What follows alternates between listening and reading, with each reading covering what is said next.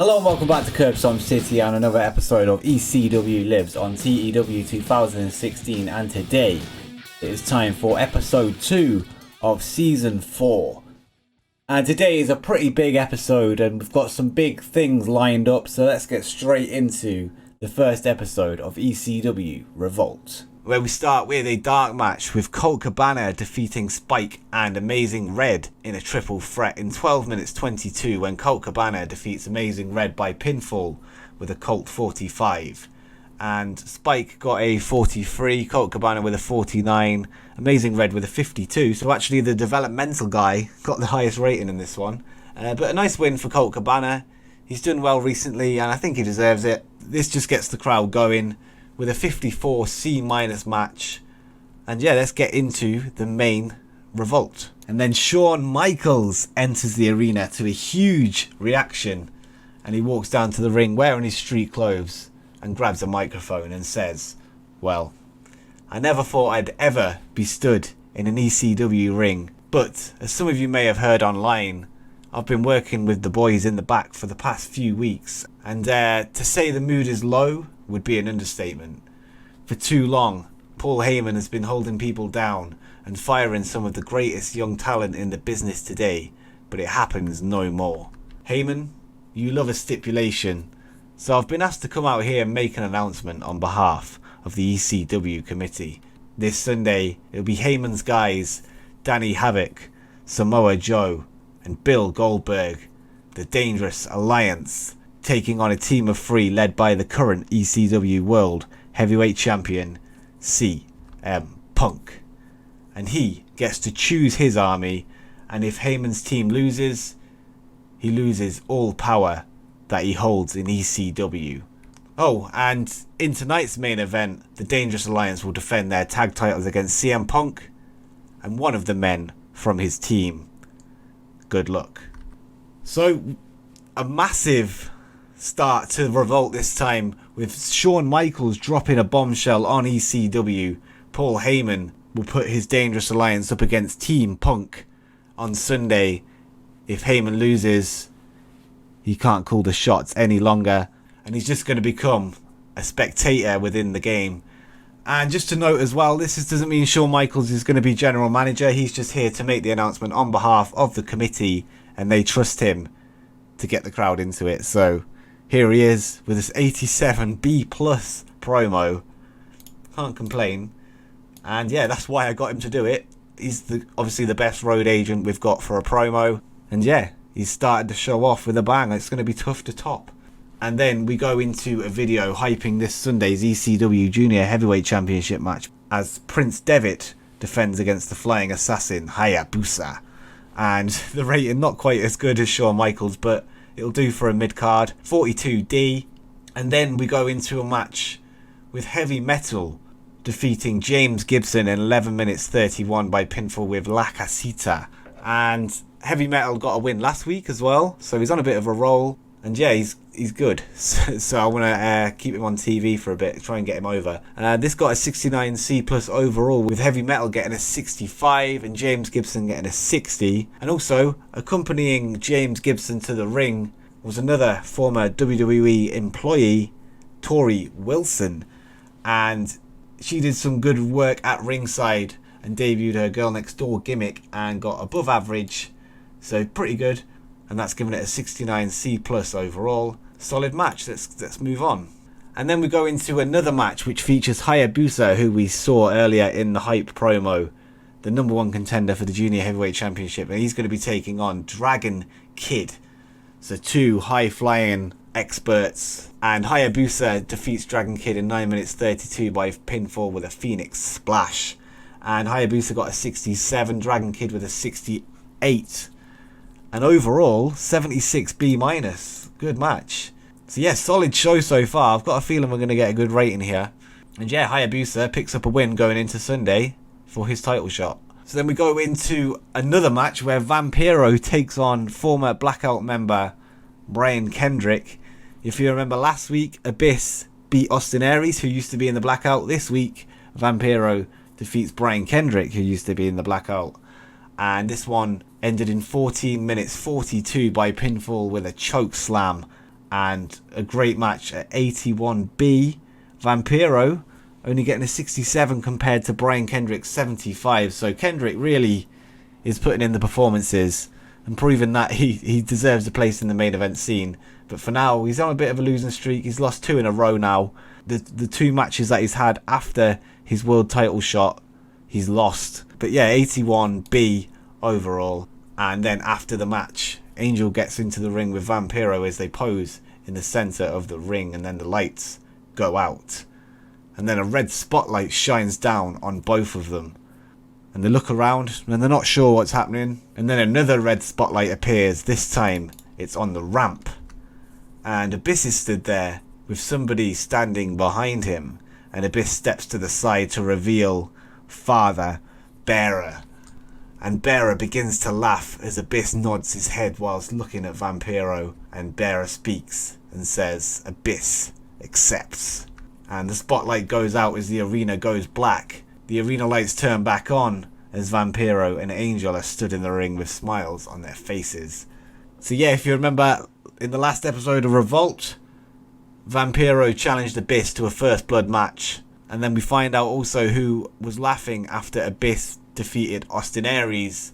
And it was Father Bearer, formerly known as Paul Bearer.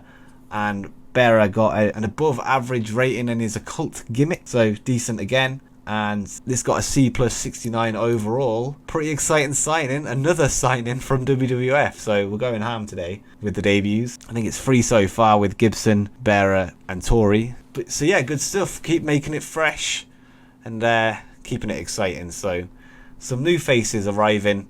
And it should help our ratings. This should help get Abyss get over as well. So yeah, he's got good entertainment skills, and that should help Abyss going forward with his popularity. And now it is main event time as the Dangerous Alliance make their way to the ring looking furious. Paul Heyman is shaking his head with clear anger on his face, and Heyman grabs a microphone as he goes to speak. But CM Punk's music cuts him off as Punk walks out onto the ramp pointing and laughing at Heyman. And Heyman says, "Oh yeah, you think this is funny, Punk? Just know that I've gone nowhere yet. And there is no stronger force in wrestling than the Dangerous Alliance. So, see who's laughing on Sunday. And let's face it, Punk, you don't have any friends. What are you going to do? Beat these 3 all on your own? Give me a break." And then Punk says, "Trust me, I won't be fighting alone. I've got a locker room full of wrestlers that are sick of the sight of you playing Puppet Master. I haven't chosen my team for Sunday just yet. I've still got a spot left, but I do have a partner for tonight." And then Bryan Danielson walks out to stand by the side of CM Punk as they approach the ring ready for their ECW tag team title match. So the first member of CM Punk's team has been announced. It is Bryan Danielson. And Bryan was of course attacked last week after his match with Rhino, where Punk made the save, Rhino rejected Punk. And yeah, Bryan Danielson and CM Punk are now aligned, and there's one spot left on Team Punk. Let's find out who that'll be soon, but not quite yet, as we go into tonight's main event, where Goldberg and Samoa Joe will be defending their tag team championships against CM Punk and Bryan Danielson. So this got a 74B-. Again, Bryan Danielson looked lost out there, but we'll let him off, that's fine. Danny Havoc performed poorly in this segment. The performance of Goldberg was good apparently, and this got a 74B- overall. So a couple of underperformers, but it hasn't really affected the rating too much. And we've got a good segment heading into the main event where the Dangerous Alliance defeat Punk and Danielson in 15 minutes 30 when Goldberg defeats CM Punk by pinfall with a spear after Paul Heyman interfered. And during the match we also had Danny Havoc distract Punk, and the Dangerous Alliance make defense number 1 of their ECW World Tag Team titles. And Bryan Danielson, surprisingly the weak link out there, struggling to keep up with everyone else's in-ring performance. But we did get an 82B, and if we look at the ratings here, Samoa Joe topping the charts at 80, Goldberg with a 79 and CM Punk with a 75. And yeah, Bryan Danielson slightly underperforming there, but that's fine. The other 3 have carried the match through to a good rating of 82B.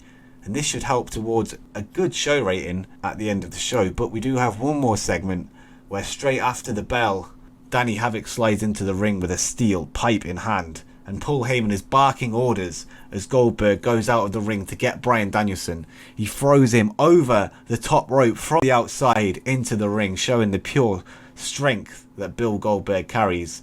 And then Samoa Joe grabs CM Punk and holds him in a full Nelson, forcing him to watch what is about to take place. And Goldberg lifts Bryan to his feet as Danny Havoc runs at him and swings the steel pipe into one of Danielson's kneecaps. And Bryan Danielson drops to the floor, screaming in agony. And Heyman yells, "There's nobody left to help you, Punk. It's over for you. ECW is mine and only mine. I created ECW and all of these fans are here because of me." And then Joe still has Punk locked in and he can't escape. And then Havoc runs at Punk, swinging the steel pipe into his ribcage. Punk drops, holding his ribs and kicking his legs in pain. And the Dangerous Alliance stand tall over their victims as the show comes to a close. And have the Dangerous Alliance taken out Team Punk already before the match has even begun. The show closes out with a dramatic finish, and it looks like Team Punk is potentially down to 0 people. But we'll see how that pans out on Sunday. And overall we got an 82B, I believe that's what we got last week, and this has increased our popularity in 20 regions. Let's just check the TV ratings. And for that Revolt we got a 6.41 TV rating. And we just held the 0-1 show. I didn't record the actual show itself, but I'll just show you the results quickly. We accidentally held it in New York, just to note, because we held it on the same night as Revolt, so I'm going to have to remember to change the date of the event. But it still went pretty well. We got a 69C+.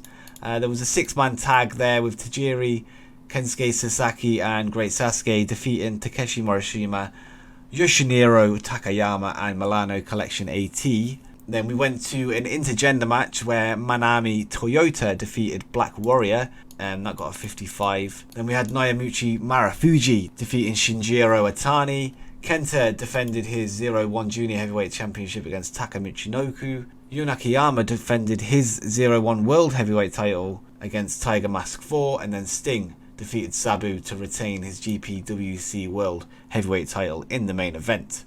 And yeah. And instead of putting it on Satanta Sports for now, we put it on TV, but not our normal providers. We showed it on Gala Vision, which shows in Mexico and 2 US states, which means we can't actually pick an American provider because it will clash with those 2 states. But this is just a test to see if maybe we can use this to increase our popularity in Mexico without actually showing the event all across America, because we don't really need to if we've got Revolt and a pay-per-view.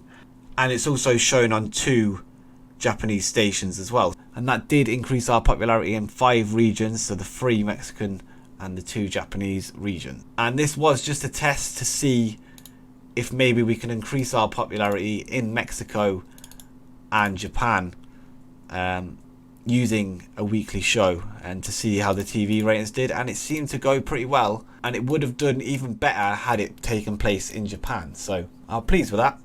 And I just remember to change the date in the future and not hold it on a Friday to clash with Revolt. I didn't realise I wouldn't be able to change the venue for the second show. But you live and you learn, so that's fine. Sabu's not happy with his booking. Tough. You're signing a new contract and we've got you forever. Manami Toyota has left. This was the woman that defeated Black Warrior, and she's pretty over in Japan. Also, the reason I signed her was this. Look at all these B's, B minuses, some B pluses, even an A star there for consistency. So she's now part of the 0-1 Junior Heavyweight division, where she will fight men, and with the eventual goal of bringing her over to ECW to potentially become the coolest thing on the show. We'll see how that goes. So I'm going to take her from All Japan's Women's Pro Wrestling and take her on a written deal, and it's going to be a good project going into the future.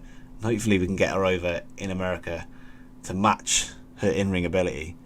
And you can see on the screen the card for ECW Barely Legal, which will be in the next episode. And of course the main event will be Paul Heyman's power on the line as Team Heyman, the Dangerous Alliance, take on Team CM Punk. And if you're excited for that, make sure you drop a like on the video and subscribe with notifications turned on so you don't miss another episode. And maybe check out one of the videos you can see on the screen right now. And until next time,